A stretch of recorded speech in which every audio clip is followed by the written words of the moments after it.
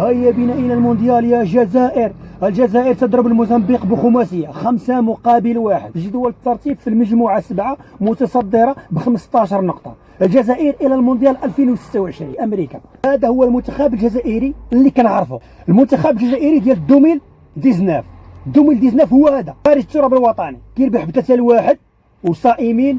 والمباراة هذه مع الموزمبيق في تيزي وزو كيربحوا ب5. المنتخب الجزائري ديال 2019 اللي دا كأس إفريقيا هو هذا المنتخب الجزائري. في 31 دقيقة اللي هي نص ساعة هاد المكانة كانت الجزائر متفوقة ب3-0.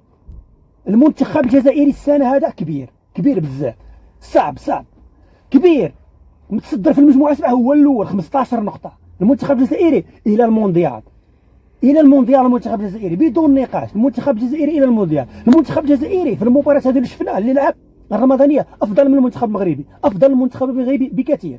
المنتخب المغربي لعب 2 ماتش هنا في بلاده في المغرب، مباراة ربحها بالزز مع النيجر، والمباراة هذه حتى هي بالزز. كتشوفوا المنتخب الجزائري ما شاء الله في نص ساعة كان رابح ب3، مدة نص ساعة كان رابح ب3، كان ضارب الموزمبيق ب3. خرجت المباراة بخماسية ب5 أهداف. المنتخب الجزائري هو هذا المنتخب الجزائري اللي كنعرفه، هو هذا المنتخب الجزائري ديال 2019 اللي دا كأس افريقيا. هو هذا روعة ليكيب روعة، ليكيب ناضية، واحد السعيد موفق ليها. كيعجبوني المنتخبات اللي كيلعبوا بروح قتالية وكيربحوا.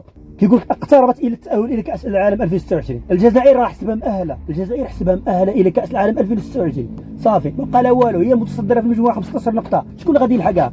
الموزمبيق هي اللي كانت تابعة عندها 12 نقطة. وصافي الجزائر الى المونديال، الجزائر الى كأس العالم 2026.